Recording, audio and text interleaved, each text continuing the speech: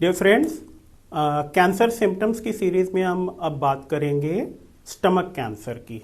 Stomach यानी पेट में intestine का वो हिस्सा जो फूड पाइप के बाद है, जहां हम लोग खाने के बाद जो खाना जाता है वो स्टोर होता है और धीरे धीरे डाइजेशन की प्रोसेस में आगे बढ़ता जाता है।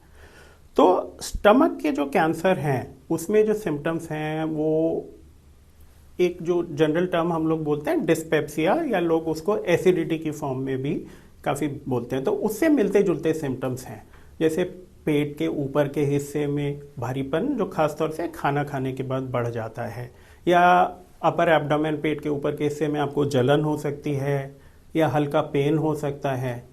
इसके अलावा जब ये प्रॉब्लम स्टमक के आगे के हिस्से में होती है और वहाँ से आगे जो खाने के पास करने का रास्ता है वो नैरो हो जाता है, तो उसे हम लोग बोलते हैं गैस्ट्रिक आउटलेट ऑब्स्ट्रक्शन।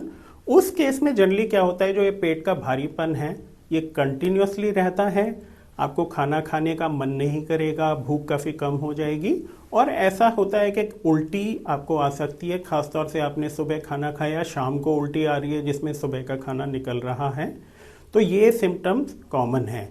तो लॉस ऑफ एपेटाइट यानी भूख की कमी होना, दर्द होना, एसिडिटी या डिस्कम्फर्ट होना, भारीपन होना, उल्टी होना, और इसके साथ में धीरे धीरे वेट लॉस, कमज़ोरी, ये सिम्टम्स कॉमन है। अगेन आपको ये रियलाइज़ करना है कि जनरली स्टमक में गैस्ट्राइटिस या इस तरह की प्रॉब्लम्स कॉमन है।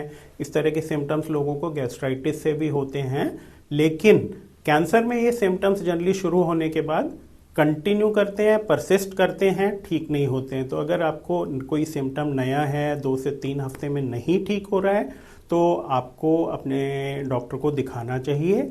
ऐसे केसेस में डायग्नोसिस के लिए जो बहुत इम्पॉर्टेंट टेस्ट होता है वो होता है अपर जीआई एंडोस्कोपी, और वो एंडोस्कोपी करने के बाद अगर उसमें कोई कैंसर का शक होता है तो बायोप्सी ली जाती है और उससे डायग्नोसिस कंफर्म की जा सकती है। प्लीज़ बायोप्सी से डरे नहीं, go to your doctor if you have any of these symptoms.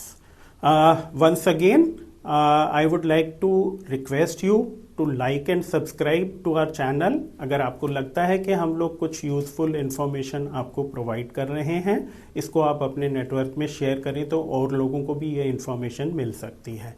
मैं doctor Arun Kumar Goyal, Andromeda cancer hospital में कैंसर सर्जरी के डिपार्टमेंट में चेयरमैन के पद पर हूँ। Thank you.